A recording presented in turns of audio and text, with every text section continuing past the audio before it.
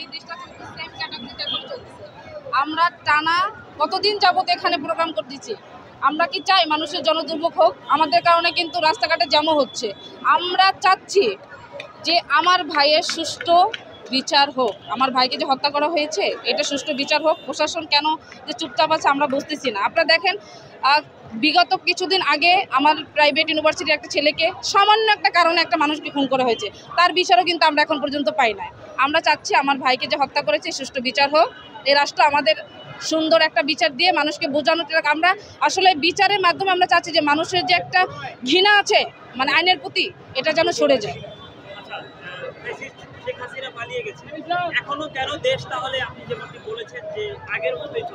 ভাই ফেসিস্ট শেখ হাসিনা চলে গেছে, তার কামলাদের তো নিয়ে যায় না, তারা তো এখনো বাংলাদেশে আছে। বড় বড় প্রশাসন ক্যাডার বলেন, তারা তো শেখ হাসিনার লোকজন আছে। শেখ হাসিনা চলে গেছে তো কি হয়েছে? আপনার রাষ্ট্রপতি আছে না, বড় বড় আমলামন্ত্রী তো সব চলে বাংলাদেশে আছে। তাদের মানে বাচ্চা কাচ্চা বলেন, তাদের কর্মী বলেন, সবই তো বাংলাদেশে আছে। কি কাঠামো পরিবর্তন হয়েছে? কিছুই হয় নাই। হুদাই খালি বলতেছি ভাই, কিচ্ছু হয় না, সব আছে, বহমান আছে। দেখেন শেখ হাসিনা চলে গেছে, আমরা খালি ওই ব্যক্তিরা চলে গেছে, সে কিন্তু এখনো উস্কানি দিচ্ছে, তার প্রলোভন কিন্তু এখনো বিশৃঙ্খলা সৃষ্টি হচ্ছে না। তো আমরা চাচ্ছি আসলে মানে সুষ্ঠু বিচার হোক, দেশের আইনের প্রতি মানুষের একটা শ্রদ্ধা এটা চলে আসুক। কেন তার আমাদের সরানো যাচ্ছে না? এখন এটা তো হলো আমাদের যারা এখন বসে আছে তাদের ব্যর্থতা। আমরা তো আমার ভাইয়ের হত্যার জন্য বিচারের জন্য এখানে আসছি। এখন দেখা যাক প্রশাসন কি করে। এনসিপি সম্পর্কে কিছু বলবেন? এদের নিয়ে আসলে কিছু বলার নাই, কারণ এরা হলো দুদিন আসছে। এরা দুদিন আইসা ভাবতেছে মনে হয় তারা সব করে ফেলছে। ভাই এটা বললে তো হবে না। তো রাস্তার আপনি মাঠের রাজনীতি আর ওই ফেসবুকের রাজনীতি আর এক না। আপনি মাঠে আসেন, জনগণ যদি আপনাদের চায় আপনি এসে বসবেন, সমস্যা নাই তো। দেশে যদি সুষ্ঠু নির্বাচন হয়, জনগণ যদি আপনাদের ভোট দেয় আপনারা বসবেন, সমস্যা নাই তো। তো ফেসবুকে পোস্ট করে মানুষের বিভ্রান্ত করা তো কোনো মানে নেই, তাই না? এনসিপি আগে চাচ্ছে যে জাতীয় নির্বাচনের আগে স্থানীয় সরকার নির্বাচন। আমার কথা হলো এনসিপি চালিত হবে না। এনসিপি তাই দেশের সব না। পাবলিক জনগণ কি চায়, দেশে আরও তো দলীয় দলগুলো আছে, তারা আসলে কি চায়, তাদের মতামতের ভিত্তিতে না এদেশে কী হবে। নির্বাচন কমিশনার আছে, তারা আসলে কি চায় এটা বুঝতে হবে। যে এনসিপি বলছে তাই বলে যে হয়ে গেছে এমন তো না। তারা কে দেশের? 5 তারিখে পরে আইসা যদি তুমি বলো ভাই আমরা সব করছি, তা তো হবে না তো ভাই। জনগণ তো জানে কে কি করছে। আচ্ছা, আমরা জানতে পেরেছি যে গত বুধবার ঢাকা বিশ্ববিদ্যালয় প্রশাসন থেকে 3 জনের আটকের কথা বলা হয়েছে, যে 3 জন আসামি তারা আটক করেছেন। এটি কতটুকু সত্য, বা তারা কি আসলেই এই হত্যার সাথে জড়িত কিনা? এখন এটা তো স্পেসিফিকভাবে বলতে পারবো না, এটা তো প্রশাসন বলতে পারবে। হ্যাঁ, আমরা আমার ভাইকে যে হত্যা করেছে আজকে 3 দিন চলে, 9 দিন চলে, সরি। হ্যাঁ, তো আমরা চাচ্ছি আসলে যে এটার সাথে যারা জড়িত সিসি ফুটেজ দেখে তাদের শনাক্ত করে সুষ্ঠু বিচারটা হোক। এইটুকু আমাদের আর আসলে কিছু বলার নেই। এই 3 জনকে যে আটক করেছে তাদের কি পরিচয় পাওয়া গিয়েছে? এখন এই ব্যাপারে তো আসলে কিছু বলতে পারবে না, এটা তো প্রশাসন বলতে পারবে। হ্যাঁ, আমরা তো আসলে চিনি না কাউকে। প্রশাসন থেকে কি আপনাদেরকে কি জানানো হয়েছে? তাদের প্রশাসন যদি জানানোই হইতো তাহলে তো আমরা এখানে বসে থাকতাম না। হ্যাঁ, আমরা তো আমাদের ভাইয়ের যদি সঠিক বিচারটাই পাইতাম তাহলে তো আমরা রাস্তায় এখানে আসতাম না, ভাইয়ের 9 দিন পরেও এখানে আসতাম না, তাই না? তো আমরা চাচ্ছি আসলে প্রশাসন যারা এটার সাথে জড়িত যেই হোক তাকে যেন আইনের আওতায় এনে তার বিচারটা করে। আজকের এই অবস্থান কর্মসূচির পরেও যদি কোনো উদ্যোগ আপনারা না দেখেন তাহলে কি কর্মসূচিতে যেতে? এখন ওইটা তো পরে স্টেপ বলতে পারবো যে আসলে কি হয়। আমরা আজকের মতো প্রোগ্রাম হচ্ছে, দেখা যাক পরে আমাদের যারা সিনিয়র আছে তারা কি করে।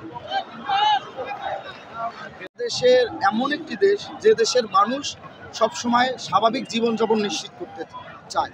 সেই 2 উপদেষ্টা যদি গণতন্ত্রের জন্য হুমকি স্বরূপ হয় তাহলে আমরা তাদের পদত্যাগ চাবো না তো কি, তাদের পূজা করব? অবশ্যই তারা দেশের স্বাধীনতা ও সার্বভৌমত্বের জন্য হুমকি স্বরূপ হলে আমরা অবশ্যই তাদের পদত্যাগ দাবি করি। এবং তারা যদি গণতন্ত্র, বাংলাদেশে একটি প্রকৃত গণতান্ত্রিক সরকার প্রতিষ্ঠিত হোক, সেই দাবিতে যদি তারা না থাকে, সেই পক্ষে যদি তারা না থাকে, অবশ্যই তাদের আমরা পদত্যাগ করব। এনসিপি স্থানীয় সরকার নির্বাচনটা আগে চাচ্ছে, আপনার মন্তব্য কি আছে? এখন দেখুন, বাংলাদেশের রাজনীতি দীর্ঘদিনের একটা গণতান্ত্রিক চর্চা আছে। বিগত 15.5 বছর ফ্যাসিস্ট হাসিনা ওয়াজেদ তার মতো করে গণতন্ত্রের ব্যাখ্যা দিয়েছে। এখন কোনো একটি নতুন সংগঠন যদি গণতান্ত্রিক আবহাওয়া, গণতান্ত্রিক পরিবেশ না বুঝে তাদের মতো ব্যাখ্যা দিয়ে যায়, তাহলে আমরা একটা গণতান্ত্রিক সংগঠন হিসেবে সকল দাবির পক্ষে থাকবো, সেটা তো প্রশ্নই ওঠে। ধন্যবাদ। ঘরে তখনই ফিরবো যখন আমাদের সহযোদ্ধা ভাই তার হত্যার বিচার হবে, প্রকৃত হত্যাকারীরা গ্রেপ্তার হবে এবং দৃষ্টান্তমূলক শাস্তির আওতায় আসবে, তখনই আমরা ঘরে ফিরবো ইনশাআল্লাহ। পাশাপাশি আমরা একটু উদ্বেগ জানাতে চাই গভীর উদ্বেগের সাথে আমরা লক্ষ্য করছি যে এই হত্যাকাণ্ডটি 9 দিন আগে বাংলাদেশের অন্যতম স্পর্শকাতর একটি জায়গা ঢাকা বিশ্ববিদ্যালয় সেখানে সংঘটিত হয়েছে। এই হত্যাকাণ্ডের বিচারের দাবিতে স্বাভাবিকভাবেই সাম্য সহপাঠী সহ তার রাজনৈতিক পরিমণ্ডলের যারা এবং বাংলাদেশের সবচেয়ে জনপ্রিয় ছাত্র সংগঠন জাতীয়তাবাদী ছাত্রদল আমরা কর্মসূচি প্রথম দিন থেকেই অব্যাহত রেখেছি।